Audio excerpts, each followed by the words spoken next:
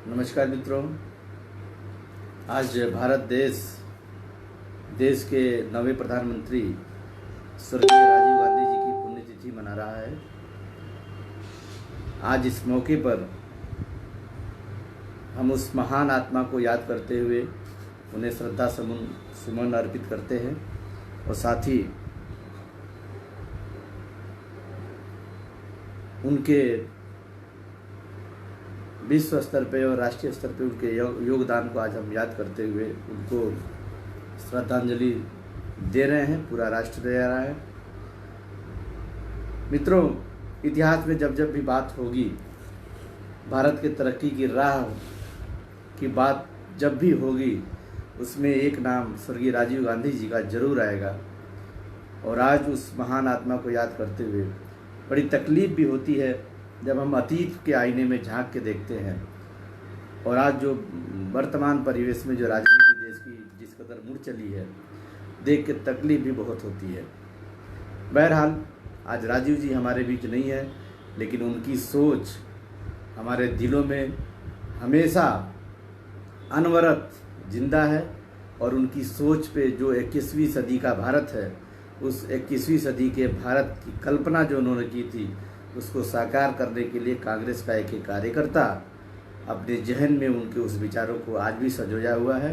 और निश्चित तौर पे आने वाले दिनों में राजीव गांधी जी के आदर्श के मार्गों पे चलकर हम लाखों करोड़ों कार्यकर्ता और साथ ही साथ देश की आम आवाम भी भारत के निर्माण में अपनी अहम भूमिका निभाएगी। मित्रों, देश के इस नवे प्रधानमंत्री राजीव गांधी जी की जब बात आती है तो कुछ यादें, उनसे जुड़ी कुछ कहानियाँ, कुछ बातें ज़रूर हमें आपको शेयर करनी चाहिए। देश के नवे प्रधानमंत्री रहे, राजनीति से कोई लेना देना नहीं रहा और किस्मत का खेल ही है कि राजनीति में आदरणीय स्वर्गीय राजीव गांधी जी की एंट्री होती है। बहरहाल आप समझ सकते हैं 1994 का वह दुखद साल, जिसमें हमने एक बड़े ही योग्य प्रधानमंत्री को खोया और उसकी जो पूरी जो सियासत थी, जो उनकी विरासत थी, और ये व्यक्तिगत गांधी परिवार की विरासत की बात न करें, पूरा देश गांधी परिवार के उस नौजवान के ऊपर नज़र टिका के खड़ी हो गई कि इस नौजवान को ही इस देश का प्रधानमंत्री होना चाहिए। और 1984 में महज 40 साल की उम्र में स्वर्गीय राजीव जी प्रधानमंत्री बनते हैं। उसके पहले उस परिवार ने एक योग्य नेता संजय गांधी जी के रूप में खोया, एक योग्य प्राइम मिनिस्टर इंदिरा जी के रूप में खोया, और फिर तीसरी ये जो पीढ़ी थी नेहरू जी से लेके इंदिरा जी और फिर राजीव जी, हमने देखा है एक शहादत की ये जो लंबी फहरिस्त है, इसमें राजनीति करना मित्रों इतना आसान होता नहीं है। आप इसको समझ सकते हैं, सोच सकते हैं। जो देश की भावना है, देशभक्ति की भावना है, देश के लिए कुछ करने की जो बात है, जो जज्बा है, वो गांधी परिवार में हमेशा रहा और आज भी है। मैं आपको दावे के साथ कह सकता हूँ कि जिस राजीव गांधी जी को बिल्कुल भी इंटरेस्ट नहीं था भारतीय राजनीति में आने का, काल समय परिस्थिति ऐसी बनती है कि वो भारतीय राजनीति में कदम रखते हैं और इतिहास हमेशा उस कदम को, उस स्टेप्स को याद रखेगा जब इस देश को उस नौजवान की ज़रूरत थी। भाई खोने के बाद, माँ खोने के बाद एक ऐसी जिम्मेदारी थी, उसको स्वीकार करना कितना कठिन था। वह भी तब जब आदरणीय सोनिया गांधी जी भी इस मत में बिल्कुल सहमत नहीं थी कि राजीव जी राजनीति करें, और एक बड़ा वादा भी तोड़ना पड़ा राजीव जी को। और देश की आम आवाम, देश की जनता और देश की खुशहाली के लिए उन्होंने राजनीति का मार्ग चुना और देश के वे नवे प्रधानमंत्री बने। मित्रों, ये इतना सहज नहीं होता है। बहुत सारी कहानियाँ, बहुत तरह के किस्से, बहुत तरह के आरोप लोग राजीव गांधी जी के ऊपर लगाते हैं, लेकिन आपका धर्म और आपका काम सिर्फ आरोप लगाना नहीं है। हम किसी की गलती को ही सिर्फ देखें, ये हमारा धर्म नहीं होना चाहिए। अगले ने क्या किया है समाज के लिए, देश के लिए क्या किया है, उस पर भी हमें विचार करना होगा। दो चार मोटी मोटी बातों पे मैं करूँगा। राजीव गांधी की सोच थी पंचायती राज की जो व्यवस्था आज देश के अंदर लागू है, उस पंचायती राज के तहत जिस तरह से हम इस भारत की जनता को, भारत के लोगों को, भारत के ग्रामीण परिवेश में रहने वाले लोगों के लिए जो आधारभूत संरचना हमने बनाई, राजीव जी की सोच ने बनाई, वो पंचायती राज आज कितना सुदृढ़ है, कितना व्यवस्थित है, और विकास के लिए एक छोटा सा पहिया जो पंचायती राज का है वो देश को कितना आगे ले जा रहा है, आप समझ सकते हैं।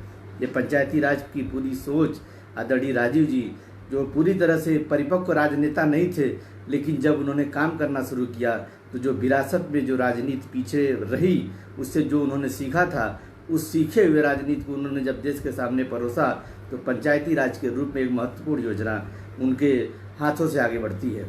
आपको बताऊं, 18 साल के युवाओं को मताधिकार के प्रयोग की जब बात आती है तो ये अपने आप में एक बड़ा फैसला था।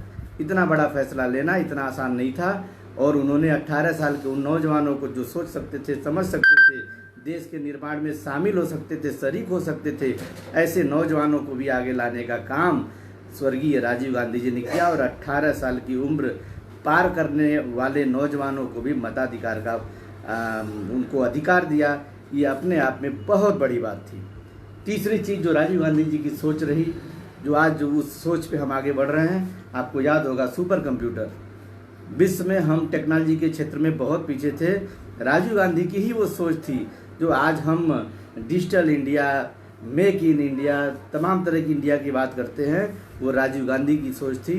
सुपर कंप्यूटर लाने वाले और कंप्यूटर के टेक्नोलॉजी के क्षेत्र में काम करने वाले वो ऐसे पहले प्रधानमंत्री थे जिन्होंने बड़ी संजीदगी के साथ देश को टेक्नोलॉजी के साथ विश्व स्तर पर प्रतिस्पर्धा के लिए तैयार किया और खड़ा किया। ये एक बड़ी देन उनकी थी, और हम कह सकते हैं कि ये जो टेक्नोलॉजी की बात वो लेके आए, कहीं न कहीं से आज हमारा जो देश का ढांचा है, जो देश की विकास की, जो प्रगति की जो आधारभूत ढांचा है, वो कहीं न कहीं से स्वर्गीय राजीव गांधी जी की बनाई बुनियाद थी। आप एक नॉन पॉलिटिकल आदमी को पॉलिटिक्स में आने के बाद इस तरह के इतने दूरगामी सोच वाले जो प्रोजेक्ट आप देखते हैं, तो आपको समझना चाहिए कि वह व्यक्ति राजनीति के मामले में राजनीति का खिलाड़ी न होते हुए कितने माहिर थे। तीसरी बात मित्रों, मैं आपको बता दूं, टेक्नोलॉजी के क्षेत्र में जो उन्होंने तमाम टेक्नोलॉजी के मामले में क्षेत्र में भी उन्होंने काम किया, और विज्ञान और उस प्रौद्योगिकी को बढ़ावा देने के लिए उन्होंने तमाम सारे प्रयास किए। इसके साथ जब कुछ आरोपों की बात आती है, मैं कह सकता हूँ जो उनकी सादगी थी, जो उनकी ईमानदारी थी, कहने को कुछ कह दीजिए। आज तो देश के प्रधानमंत्री भी कह देते हैं कि राजीव गांधी भ्रष्टाचारी नंबर 1 है। प्रधानमंत्री को मुझे समझ में नहीं आता कि पिछले चुनाव के दौरान 2019 के इलेक्शन में उन्होंने कहा मंच से भ्रष्टाचारी नंबर 1 है, और किसी तरह की कोई कार्रवाई, कोई स्टेप्स नहीं होता। आप किस बिना पे कह सकते हैं कि राजीव गांधी भ्रष्टाचारी नंबर 1 थे? उनके ऊपर कोई चार्जेस नहीं लगे, कोई एलिगेशन नहीं लगे। जेपीसी की जांच हुई, ज्वाइंट पार्लियामेंट्री कमेटी की जांच हुई, जेपीसी की, कोर्ट ने उन्हें क्लीन चिट दिया, सीबीआई ने दिया, सारी संस्थाओं ने दिया, और देश का प्रधानमंत्री, मौजूदा प्रधानमंत्री ये कहता है कि भ्रष्टाचारी नंबर 1 थे। मैं आपसे कह सकता हूँ, चुनाव के दौरान जब प्रधानमंत्री मोदी का ये बयान आया, बहुत पीड़ा हुई। इसने इस देश के लिए काम किए हैं, पत्थर साबित हुआ, उसके लिए इतनी ऊंची बात मुंह से कही गई। मुझे बड़ी तकलीफ हुई, और आज उस तकलीफ को चुनावों के बाद आज मैं आपसे साझा कर रहा हूँ। हमारा कोई हक नहीं है कि हम अटल जी आज नहीं हैं, हम उनके ऊपर किसी तरह का टीका टिप्पणी करें। अटल जी सर्वमान्य नेता थे, मैं स्वयं भी बहुत पसंद करता हूँ। राजीव जी भी हमारे सर्वमान्य नेता हैं। यह जो हमारी परंपरा है, संस्कार है, जो शिष्टाचार है, उसको राजनीतिक दल, राजनीतिक सोच से बहुत ऊपर रखने की जरूरत है, जिसे शायद चुनाव के दौरान प्रधानमंत्री मोदी ने नहीं रखा। मैं आपको बताऊं, शांति सेना की बात हो, श्रीलंका के अंदर शांति सेना के भेजने के नाम पे यही राजीव गांधी चुनाव के दौरान 91 में दुर्भाग्यपूर्ण तरीके से आज ही के दिन 21 मई को आदरणीय राजीव जी इस देश की बलि वेदी पे चढ़ गए, शहादत दी उन्होंने। उनकी हत्या LTTE के आतंकियों द्वारा किया गया। उनका क्या दोष था, क्या कसूर था? हमने एक दूरदर्शी नेता खो दिया।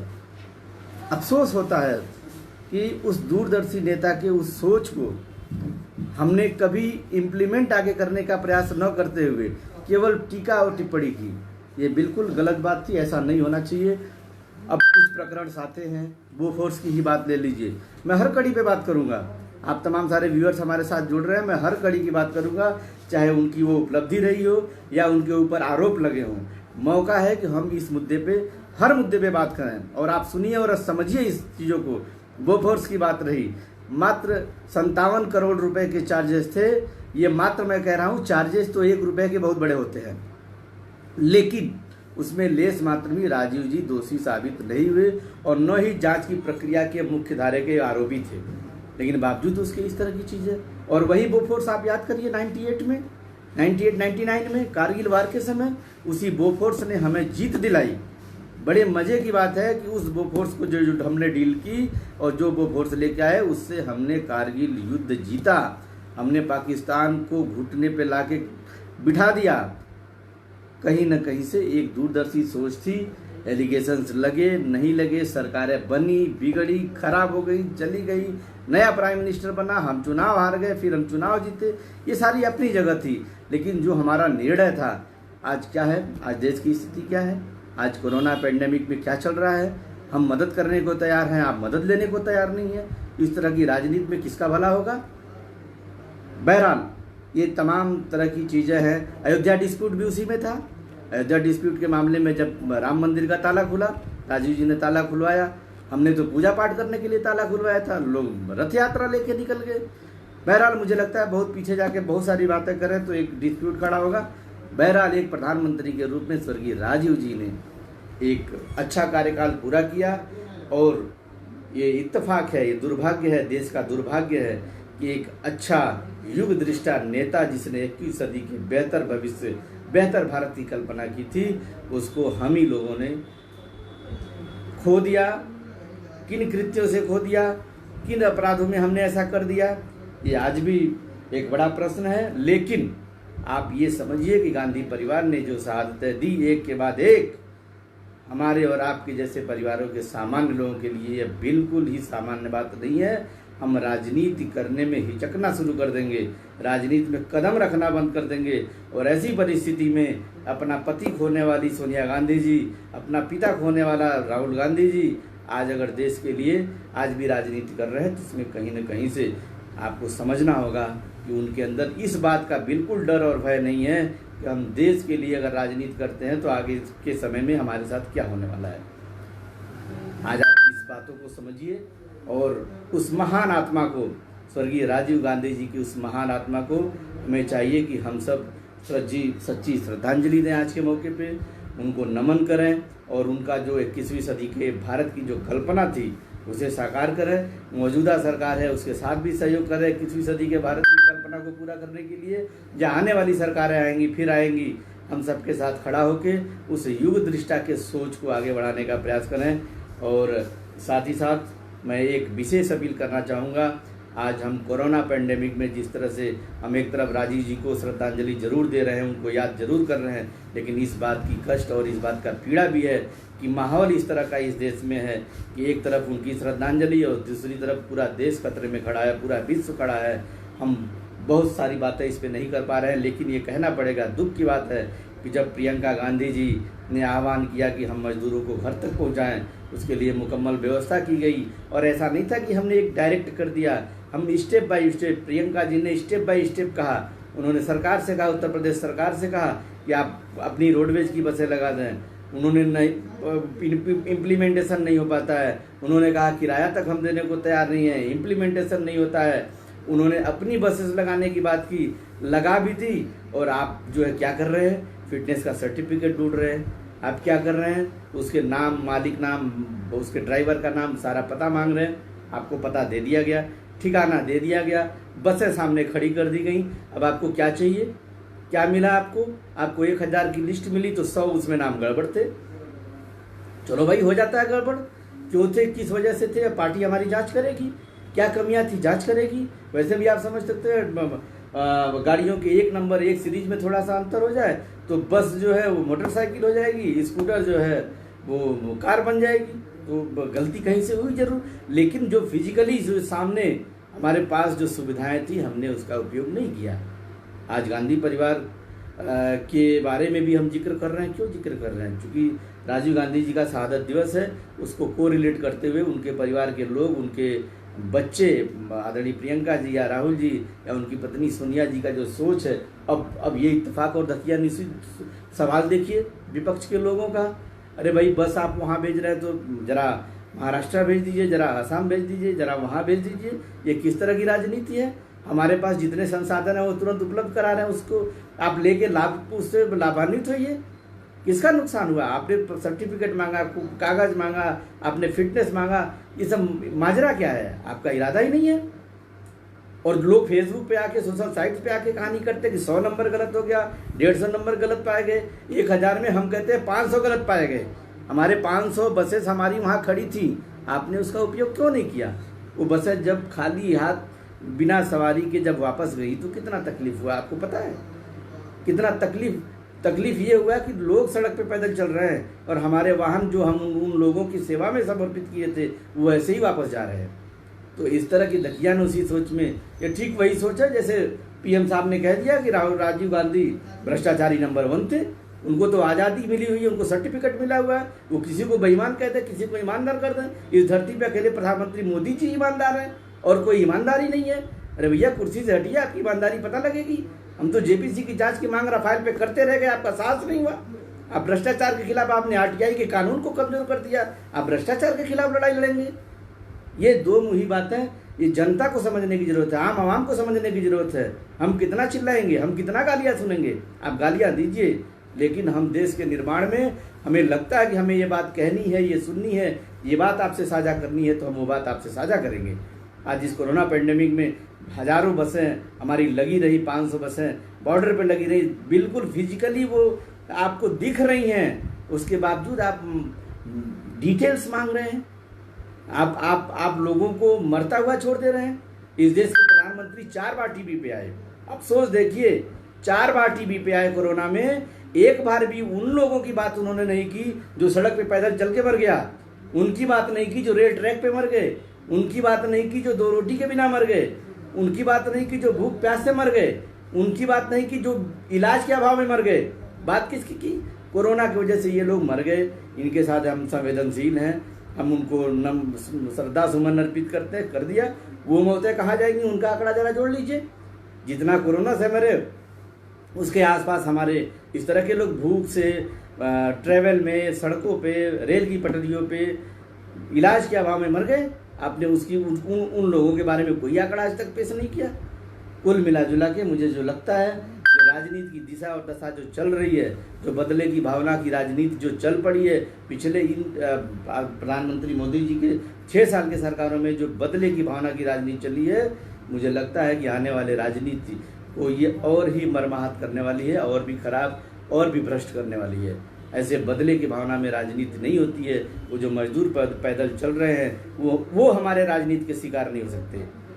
हम मान लेते हैं, चलिए हम मान लेते हैं इस बात को कि कांग्रेस ने राजनीति की, हम स्वीकार करते हैं, मैं स्वीकार करता हूँ अपने बेस पे, अपने लिए स्वीकार करता हूँ। मैं कांग्रेसी मैं भी हूँ, मैं स्वीकार करता हूँ कांग्रेस ने राजनीति की। किस बात की राजनीति की कांग्रेस ने? कांग्रेस ने यही राजनीति की कि वो पैदल चल रहे हैं, गाड़ी में बैठ जाए, घर पहुँच जाए। आदरणीय प्रियंका जी ने कहा कि आप मेरी गाड़ियों पे अपना पोस्टर लगा लीजिए, अपना बैनर लगा लीजिए, अपना झंडा लगा लीजिए, कहिए गाड़ी हमने चलवाई है, हम गाड़ी दे रहे हैं, उनको घर तो पहुंचाइए। लेकिन इन तरह की चीज़ों में, इन तरह की राजनीति में आज हम फंस चुके हैं और कहीं न कहीं से हमें जागरूक होना पड़ेगा। राजनीति के शिकार राजनीतिक दल नहीं हो रहे हैं, हम लोग हो रहे हैं। चाहे हम भाजपा के समर्थक हों, चाहे हम सपा और बसपा या कांग्रेस के समर्थक हों, राजनीति के शिकार सिर्फ और सिर्फ हम हो रहे हैं। आज मित्रों, इतनी सब बातों के साथ मैं अपनी बात खत्म करूंगा। और एक पीड़ा थी लोकसभा चुनाव के दौरान, वही प्रधानमंत्री मोदी जी का बयान कि भ्रष्टाचारी नंबर 1 थे। मैं भी कह सकता हूं कि आप भ्रष्टाचारी नंबर 1 हैं, और मेरी नज़र में आप हैं। मैं कह सकता हूं कि प्रधानमंत्री मोदी जी भी भ्रष्टाचारी हैं, लेकिन आप जांच कराने को तैयार नहीं हैं। 500 का राफेल आपने 1500 में खरीद लिया, जांच आप ठीक से होने नहीं दिए। कितना बखेड़ा हुआ, आपने जेपीसी की जांच नहीं कराई। आप जो आरटीआई के कानून को कमजोर करते हैं। आप तमाम तरह की चीज़ों को जब अपने ऊपर एलिगेट होते हैं तो आप उसको भूल जाते हैं, आप चर्चा तक नहीं करते। तो ये हमारा अधिकार नहीं है कि जो इस दुनिया में नहीं है उसे भ्रष्टाचारी कहा जाए, जिसके ऊपर कोई भी चार्जेज नहीं हो। और मैं कह सकता हूँ, गर्व के साथ कह सकता हूँ कि मैं उस कांग्रेस का सिपाही हूँ जिसका कभी अगुआ और नेता और इस देश का प्रधानमंत्री हुआ करता था स्वर्गीय राजीव गांधी, हम उनसे जुड़े हैं, हम उनके जुड़े कार्यकर्ता हैं, उनके जुड़े लोग हैं और कांग्रेस की नींव है। इस बात पे हमें गर्व और घमंड है और आगे आने वाले दिनों में भी कांग्रेस के बैनर तले कांग्रेस की जो राष्ट्र सेवा है, जो देश के प्रति समर्पण है और स्पेशली गांधी परिवार, लोग सोशल साइट पे आके तमाम तरह की उलझुल बात करते हैं। हम कहते हैं जिसकी योग्यता है उसको आगे आना चाहिए। योग्यता अगर हम साबित कर रहे हैं तो हमको आगे आना चाहिए। आप उनको देखिए जो 9.5% की जीडीपी पे 4% के नीचे आ गए और कोरोना में 0 पे आ गए। वो योग्य है या नहीं, आपको समझने का अधिकार आपको मैं देता हूँ। आप समझिए कि योग्य नेता कौन है। मैं कह सकता हूँ कि मैं पीछे गांधी परिवार में जितने लोग रहे जिन्होंने देश के लिए सेवा की और आगे आदरणीय राहुल जी हों, प्रियंका जी हों, सोनिया जी हों, इस कोरोना में भी हमारे कांग्रेस के लाखों कार्यकर्ता, मुझे घमंड होता है, गर्व होता है। मैंने भी अपनी फ़ोटोज़ और वीडियोज़ ये सब अभी तक अवॉइड की, कभी मैंने शेयर नहीं किया। हमने भी बहुत सारे लोगों की मदद की है बैठे बैठे, जो भी मदद हो पाई है। लाखों करोड़ों कार्यकर्ताओं ने हमारी मदद की है। हम ये नहीं कहते कि सिर्फ कांग्रेस ने किया है, बीजेपी के कार्यकर्ता ने किया होगा, लेकिन कांग्रेस घर नहीं बैठा रहा। हमने हर कदम पे आदरणीय प्रियंका जी के नेतृत्व में स्पेशली उत्तर प्रदेश के अंदर घर घर जाकर हमने सहयोग करने का काम किया है। बहरहाल अपनी बात खत्म करने से पहले एक बार फिर वह व्यक्ति जिसको कभी दुनिया भुला नहीं पाएगी, स्वर्गीय राजीव गांधी जी, जिसकी आज पुण्यतिथि है, उस युग दृष्टा को मैं सादर प्रणाम करता हूं और उनकी आत्मा जहां भी हो, मैं उम्मीद करता हूं बिल्कुल शांत रूप में होंगे। और एक वादा ये भी है कि कांग्रेस का सिपाही होने के नाते और लाखों हमारे साथी कार्यकर्ता भी हैं, हम सब राजीव गांधी जी के 21वीं सदी के भारत की जो सोच थी उसको साकार बनाने में अपना तन मन और धन सब कुछ लगा देंगे। जय हिंद, जय भारत, जय राजीव, अमर रहें।